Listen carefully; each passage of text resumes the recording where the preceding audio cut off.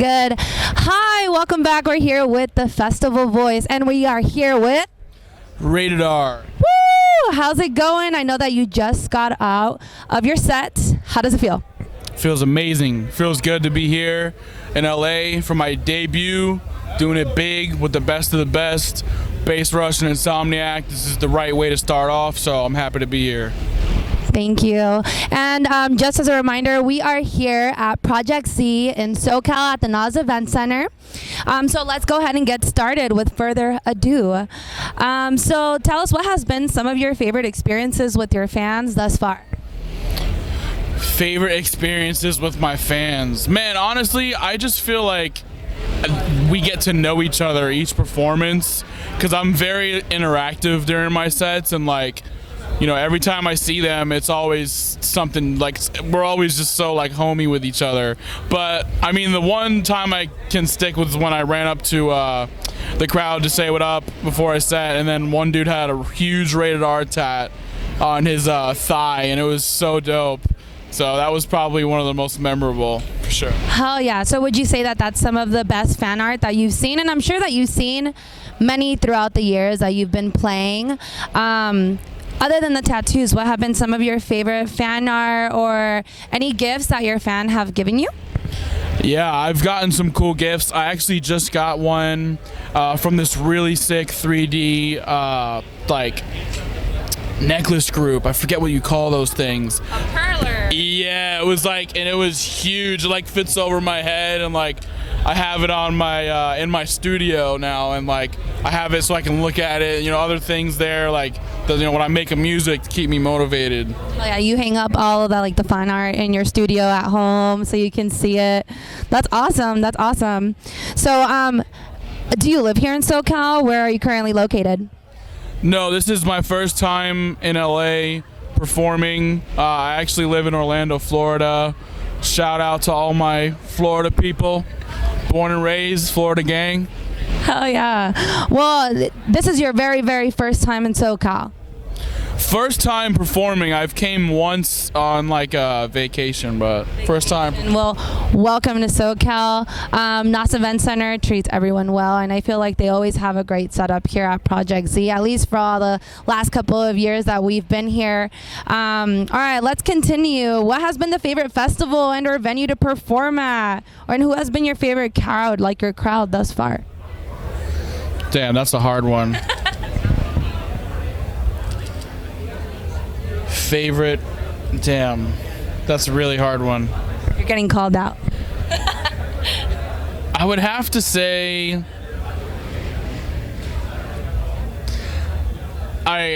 damn, this is really hard. I don't know how to pick one.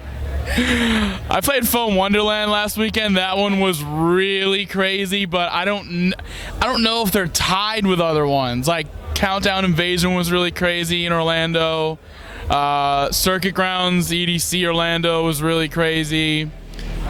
Oh man, it's too hard to pick, honestly. Too many good ones.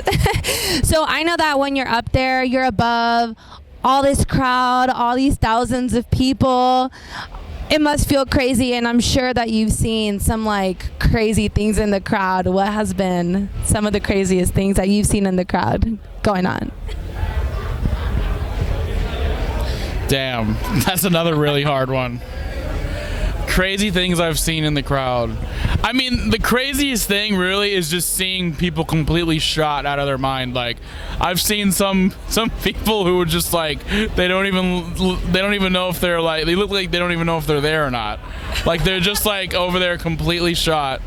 But the craziest is probably the interaction during my set, the walls of death, the mosh pits. I had a circle pit going on today. That's what they do in rock concerts. It's when they run in a circle and mosh pit. Oh yeah. And it's something uncommon in EDM that we just did today. So shit like that is also pretty nuts. So would you say that you'd rather see your crowd headbanging, doing mosh pits, and just grooving? Because I know your kind of music is more heavy dubstep. You must play some other type of genres throughout, your set.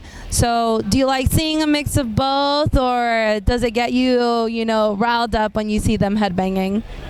So I actually, interesting that you asked about new genres. I actually have been working on a new genre that is kind of a mixture of trance, techno, dubstep, and big room.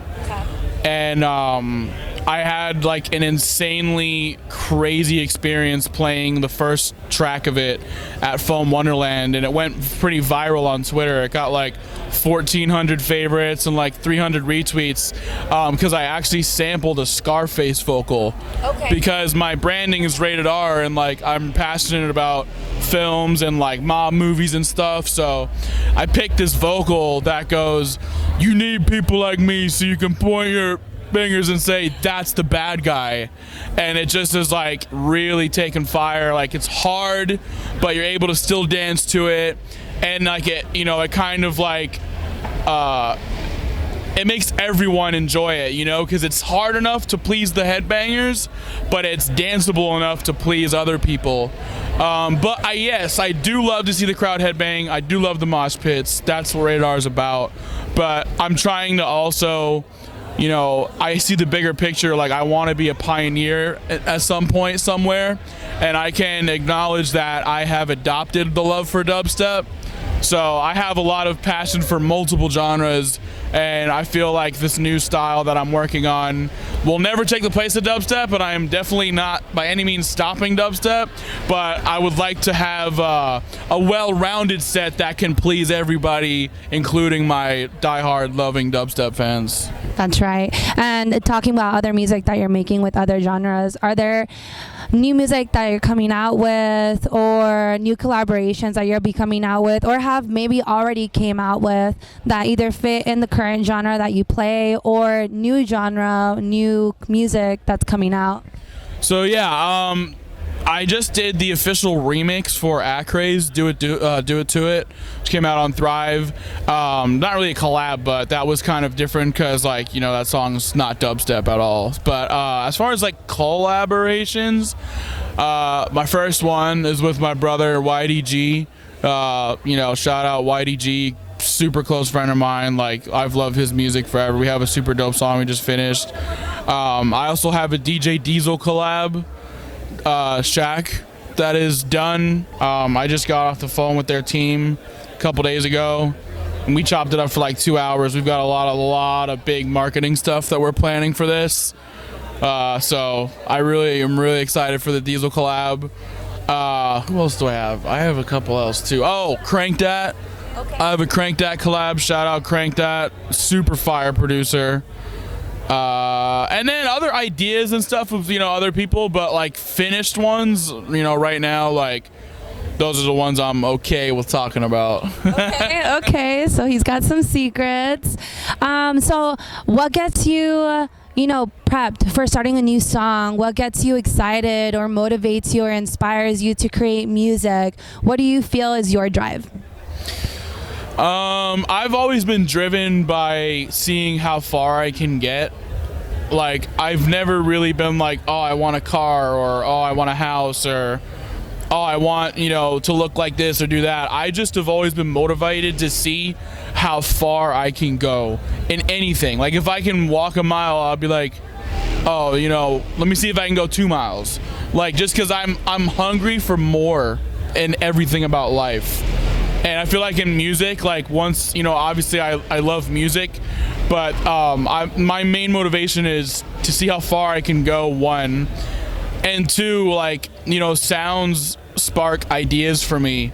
Like, when I hear, you know, a cool sound or a cool song in a movie or whatever, like, I'm like, oh shit, like, you know, I want to make something like that, you know what I mean, or whatever. So there's yeah, there's multiple things, but definitely those are the main two. Okay. And when coming up on the music scene, when you first started making music, did you have support from like your family, or were they kind of skeptical about where this was going? Can you tell us a little bit about that? So my family actually has been in music for a long time. My dad actually used to manage the Backstreet Boys and NSYNC. My mom auditioned the Backstreet Boys and NSYNC as well, so they have grown up like in the industry and stuff. They don't do it anymore, so they've always been passionate about like, you know, me doing music and stuff. But like every parent, you know, when your son leaves school early and says, I'm gonna be a famous DJ, they're always a little bit skeptical, but they never doubted me, never told me I couldn't do it, always super supportive. But they did have their concerns, like any other parent would, you know, like a year or two goes by, you're not getting that many shows just yet, whatever the case may be. But for the most part, they've been supportive. They've been supportive. And how long have you been doing music for? In general, not just professionally, in general. When was the first time that you got started with music, or what was your first introduction to music? My first introduction to music was when I was in kindergarten. My dad taught me how to play the drums. Just fell in love with it. I played in the talent show when I was in like 5th grade. I've always been in love with like, you know, rock and roll and stuff like that. So I've been playing the drums for a long time. I actually don't play anymore. I would love to get back into it, but that's how I, began my music hobby. Yeah, music hobby. I feel like a lot of dubstep artists or artists that play heavy bass type music always come from like a metal background, so it's super cool to see it because it's a smooth transition to from something heavy to something heavy. What's your favorite song to get hyped up to? It doesn't have to be EDM, any other genre, like on your day-to-day. What do you like to listen to? I don't think I have a favorite song. I have like multiple favorite songs, and then I listen to them too much, and then I start hating them because I out-listen to them. But I'm from Florida. I love Southern rap. I love Southern trap. I like Gucci. I like a lot of rap music. I listen to 42 Doug. I listen to like a lot of that hood shit. That's just like, I'm from the South. Like, I like that style. It gets me riled up. I also like rock and roll, like old and new. I like Bring Me the Horizon a lot for rock and roll. For EDM, I actually don't listen to too much dubstep when I'm like just chilling, but I definitely listen to it at the gym. There's been too many iconic like songs over the time for me to name one, but those are kind of the direction of the. I also really love cinematic music from like Hans Zimmer. Like that's like one of my roots. Like I love cinematic music. That's one of my things. Alrighty then. So, do you have any brothers, sisters? One little brother. One little brother. How old is he? I think he's 18 or 19. I think he's 18, something like that. Do you think that maybe he will follow in your footsteps, or do you see him kind of going another way? I don't know if he's going to follow exactly in my footsteps. I don't think this is his thing, but I know that whatever he does, he'll be great because me and him are really close, and like he's just a really good guy, good person, good kid, and he's destined for great things. So not this, but it's definitely something. Shout out to the brother. So let's talk about your childhood for a sec. What's your fondest memory of your childhood? What's one of the craziest memories that you have? So of my childhood, one of the fondest memories I have.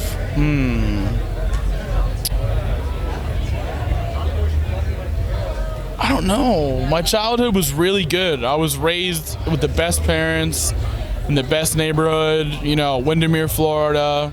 Best place to raise a kid, man. Like, had plenty of friends in the neighborhood. Like, couldn't go wrong, There's been a lot of moments. I wouldn't be able to highlight one, I don't think.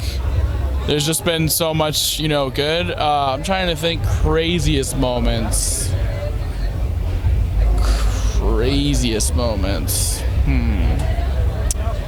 I don't know. I've had a pretty steady, good, fun life. Like, I don't have anything that is like concreted in my like brain as like this is the most insane moment of my life, other than some of the ones that are happening now, honestly.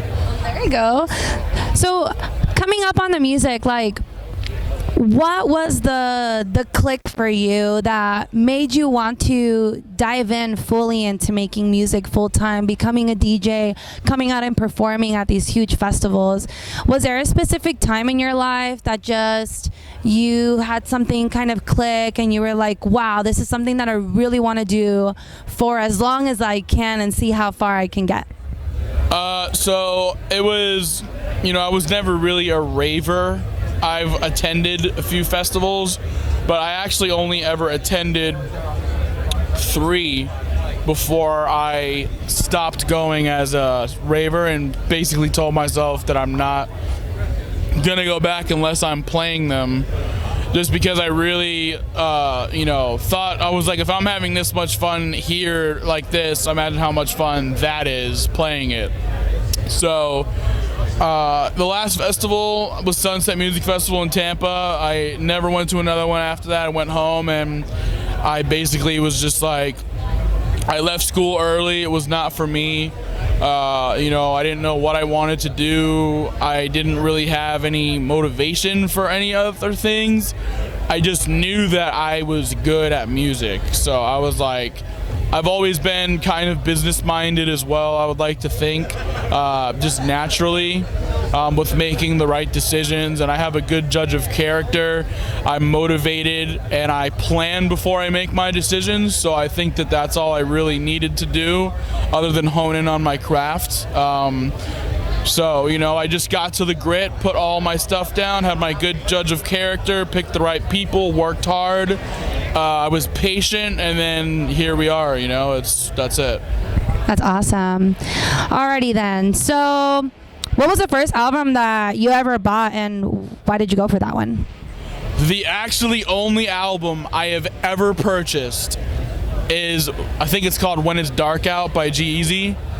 That's the only album that I was like, I don't even care if I hear one song, I'm just buying the whole thing, because I was a huge G-Eazy fan at one point, and he dropped his album and I just bought the whole thing.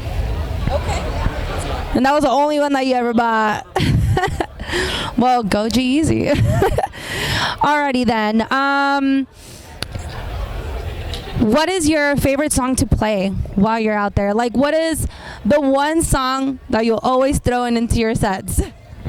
Man, I have this one edit I play of Titanium by David Guetta. Okay. That goes into Sandstorm, that goes into like this other, bass drop that I continuously change.